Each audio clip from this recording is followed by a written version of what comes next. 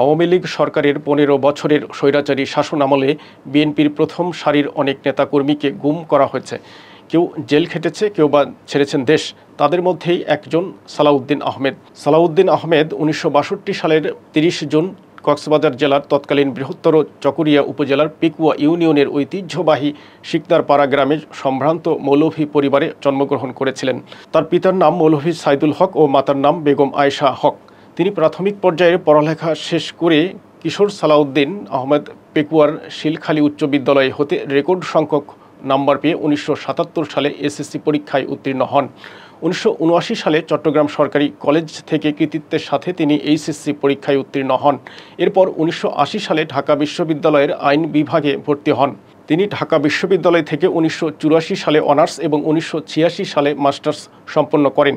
একই সাথে বাংলাদেশ বার কাউন্সিলে পরীক্ষা দিয়ে অ্যাডভোকেটশিপ সনদ লাভ করেন। ঢাকা বিশ্ববিদ্যালয়ে অধ্যয়নকালে তিনি জাতীয়তাবাদী ছাত্রদলের কেন্দ্রীয় নির্বাহী কমিটির সহসভাপতি সহ সফলতার সাথে আরও বিভিন্ন পদে গুরুত্বপূর্ণ দায়িত্ব পালন করেন। কিছুদিন জাতীয়তাবাদী ছাত্রদলের কেন্দ্রীয় কমিটির ভারপ্রাপ্ত সভাপতি হিসেবেও দায়িত্ব পালন করেছেন। ছাত্রদলের দায়িত্বে থাকাকালে স্বৈরাচারী সরকারের রোষানলে পড়ে গ্রেপ্তার হয়ে জেল খেটেছেন অনেকবার। সরকারি চাকরির বাংলাদেশের সবচেয়ে গৌরবময় ও বুনিয়াদী ক্যাডার হিসেবে পরিচিত সপ্তম বিসিএস পরীক্ষায় ১৯৮৫ সালে অংশ নিয়ে বিসিএস প্রশাসন ক্যাডারে উত্তীর্ণ হন। বগুড়া জেলা প্রশাসনে সিনিয়র সহকারী সচিব হিসেবে দায়িত্ব পালনকালে ১৯৯১ সালে তিনি তৎকালীন সরকারের প্রধানমন্ত্রী বেগম খালেদা জিয়ার সহকারী একান্ত সচিব হিসেবে যোগ দেন।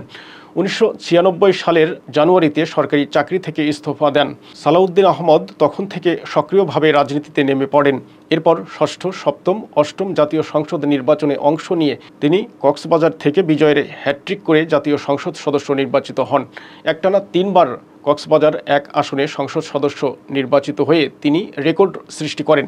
অষ্টম সংসদ নির্বাচনের পর ৪ দলীয় জোট নেত্রী বেগম খালেদা জিয়ার নেতৃত্বে সরকার গঠন করলে সালাউদ্দিন আহমদ ২০০১ সালের ১০ অক্টোবর মন্ত্রিপরিষদে যোগাযোগ প্রতিমন্ত্রী নিযুক্ত হন। ২০১৫ সালে বাংলাদেশের জাতীয় রাজনীতির উত্তাল সময়ে কেন্দ্রীয় বিএনপির মুখপাত্র হিসেবে দায়িত্ব পালনকালে উত্তরার একটি বাড়ি থেকে আইনশৃঙ্খলা বাহিনীর পরিচয়ে অচেনা মুখোশধারী অপহরণকারীরা সালাউদ্দিন আহমদকে চোখ বেঁধে গুপ্ত স্থানে তুলে নিয়ে যায়।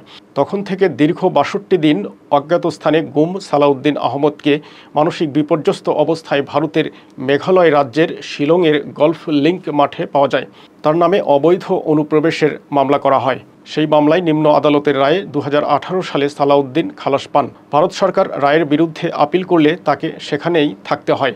অবশেষে ১১ আগস্ট ২০২৪ সালে আওয়ামী লীগ সরকার পদত্যাগ করলে তিনি দেশে প্রত্যাবর্তন করেন।